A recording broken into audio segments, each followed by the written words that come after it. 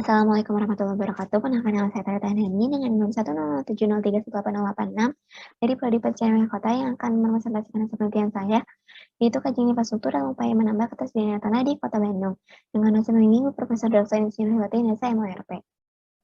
Mata bagi penelitian saya yaitu air merupakan salah satu kebutuhan pokok bagi seluruh makhluk hidup yang ada di muka bumi ini, khususnya manusia. Manusia memanfaatkan air tanah untuk memenuhi kebutuhan pokok tersebut. Air tanah adalah air yang tersimpan dalam ruang batuan dasar atau regolit yang dapat disebut aliran yang mengalir secara alami ke permukaan tanah melalui semburan atau rembesan. Lalu bagaimana kondisi air tanah di Kota Bandung? Kepala Seksi Konservasi Air, Tanah dan Hayati Dinas Lingkungan Hidup Kota Bandung, Bapak Salam Farouk mengatakan bahwa kondisi air tanah pada saat ini itu dalam keadaan kritis. Setiap tahunnya terjadi penurunan muka air tanah sebesar 60-80%. Bahkan seorang ahli geodesi ITB memprediksi bahwa Kota Bandung 50 tahun yang akan datang akan mengalami krisis air bersih. Maka perlu dilakukan upaya untuk mengatasi permasalahan tersebut, yaitu dengan cara melakukan infrastruktur. Infrastruktur merupakan salah satu inovasi yang telah dilakukan untuk mengatasi permasalahan air yang di perkotaan melalui peningkatan infiltrasi. Salah satu kota di Amerika Serikat, yaitu di kota Philadelphia, Pennsylvania, telah melakukan infrastruktur dalam menambah ketersediaan tanah. Lalu bagaimana masalah yang pertama, di mana lokasi yang berpotensi untuk menerapkan infrastruktur, yang kedua, bagaimana kemampuan infrastruktur dapat menambah ketersediaan air tanah.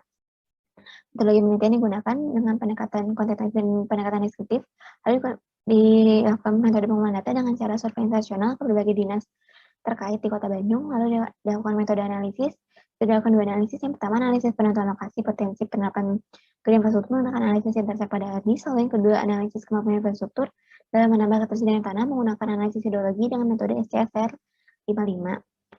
Lalu selanjutnya hasil penelitian yang didapatkan, jenis infrastruktur terdiri dari berbagai macam.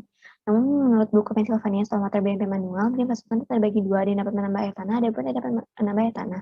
Yang dapat menambah air tanah terbagi tiga kelas, yaitu dapat menyerap air tanah tinggi, sedang, dan rendah. Dalam penelitian ini akan diterapkan infrastruktur yang dapat menyerap air tanah tinggi, yaitu kolam resapan, resapan, dan bioretensi. Lalu selanjutnya ada analisis penentuan lokasi potensi penerapan green infrastruktur menggunakan aplikasi ArcGIS dengan menggunakan tools Intercept. Lalu didapatkan hasil analisis, jadi kolam resapan, luas wilayah yang sesuai untuk menerapkan kolam resapan yaitu seluas 790,278 hektar, dengan luas terluas itu pada di Das Cikapundung. Lalu selanjutnya parit resapan sesuai dengan kriteria penerapan infrastruktur, luas wilayah di Kota Bandung yang sesuai diterapkan parit resapan yaitu seluas 179,301 hektar. Das yang terluas yaitu pada Das Citepus. Lalu selanjutnya bioretensi, luas wilayah di Kota Bandung sesuai diterapkan bioretensi seluas 264,873 hektar, dengan luas terluas pada Das Ciberem. Lalu selanjutnya ada analisis kemampuan infrastruktur. Pada analisis kemampuan infrastruktur ini diawali dengan menghitung curve number atau CN, lalu menghitung debit limpasan. Pada analisis ini juga membandingkan kondisi eksisten dan kondisi setelah diterapkan infrastruktur.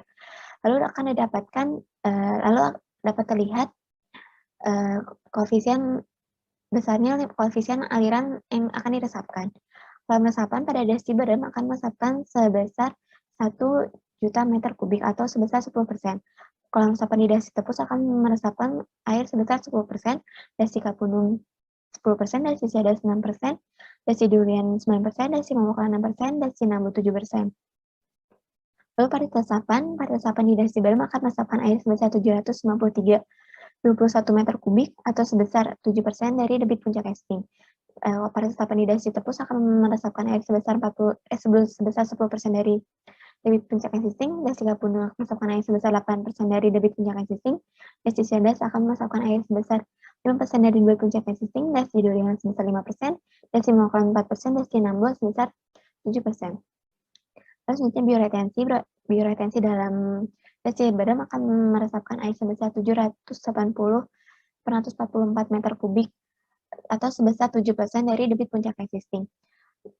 Bioretensi di Das Citepus akan meresapkan air sebesar 9%, bioretensi pada Das Cikapundung akan meresapkan air sebesar 9%, Das Cicadas 5%, Das Cidurian sebesar 5%, Das Cimawakala 3%, Das Cinambu 7%. Lalu kesimpulannya yang pertama, jenis infrastruktur yang dapat diterapkan untuk menambah ketersediaan tanah